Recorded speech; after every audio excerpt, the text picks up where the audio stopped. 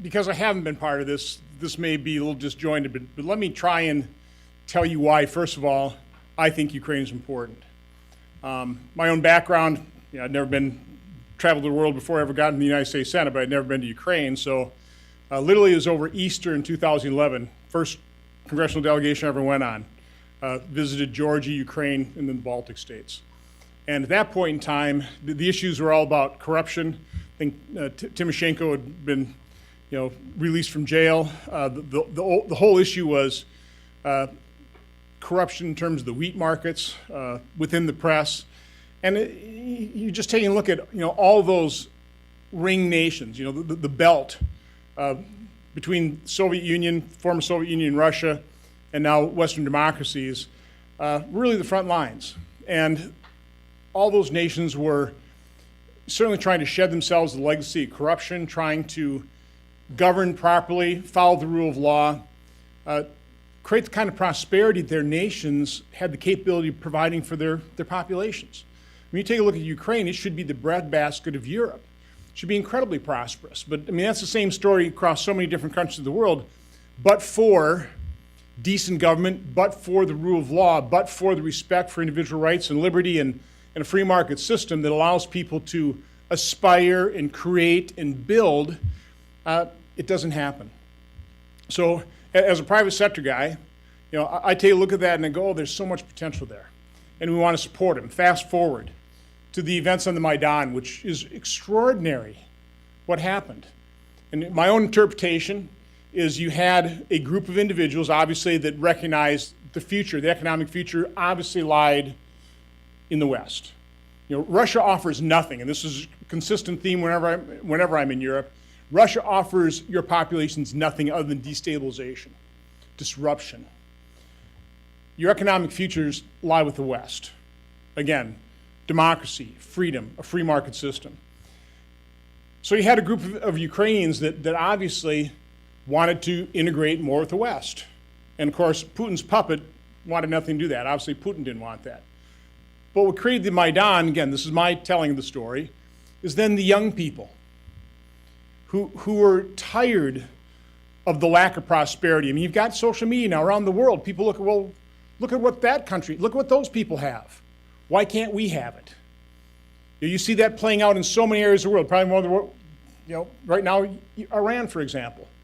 So you had young people who wanted what we believe is an unalienable right granted by our Creator.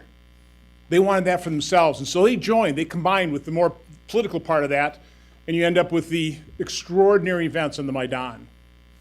I unfortunately did not go with John McCain. Senator Murphy did, and we're actually on the Maidan with hundreds of thousands of people at night in the cold, feeling that pulse of the desire for freedom and liberty. I was there a few months later when we walked the Maidan after the slaughter, seeing the memorial, seeing the bullet holes in the lampposts. And so, to me, Ukraine is important first and foremost because it's a modern day birthing of a nation. I know Ukraine is old, but the new Ukraine is new. And it's a country that is trying to shed itself of the corrupt legacy of the Soviet Union. It is a country where the people are yearning to breathe free and to take advantage of what prosperity their land and their nation and their economy can really provide. And I think Americans want to support that. It's 240 years later than our own birthing, but we've gone through that. We're still going through it. What are the words of the Constitution? To form a more perfect union. We're far away from that. The division of this country is incredibly unfortunate. But we're still struggling. Freedom is not easy. It's hard. So just as a freedom-loving human being, I have a great deal of empathy and sympathy for the citizens, the people of Ukraine that delivered an unbelievable mandate to President Zelensky, who I believe is the real deal. Complete political neophyte, as I am, as was President Trump. We have an affinity toward that. recognizing the long knives come out very quickly, and there's very difficult to find anybody you can trust within the political environment. So here you have a young man who has made the statement. He realized this election was not about me. This election was about the people of Ukraine. This election was about what they desire, a corrupt-free, or certainly a less corrupt nation. And he understands that mandate. So to me, Ukraine's important just because of that. I sympathize with freedom-loving people just wanting what everybody in the world basically wants: safety, security, some measure of prosperity, the ability to raise your family in hopefully a better country than what you grew up in. Isn't that what everybody aspires to? And it's really, from my standpoint, what America represents. Yes, we have a strong military, and we sometimes need to project that power, but what we primarily need to project is the idea and promise of America. What this country represents. I always talk about the vision statement in our Declaration of Independence. We hold these truths to be self-evident, but these are God, our Creator-granted rights. That's what we need to project. That's why Ukraine is important. Now you throw into that mix the fact that it just happens to be the ground zero in our political competition with a thoroughly corrupt regime that is Russia under Putin. And we can't allow Russia to become more and more aggressive. And Putin is incredibly opportunistic. And if we don't help Ukraine, who's going to?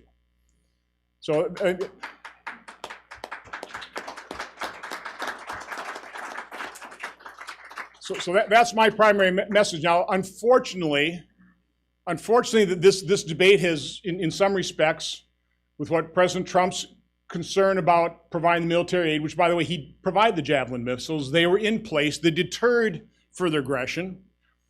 I certainly think it's very unfortunate this debate blew up into the public, where the sausage-making process, in this case of foreign policy, was fully exposed. It didn't have to be. It's not helpful. There's a lot of damage being done to our democracy right now because of this exposure. President Trump felt he had to release the transcripts.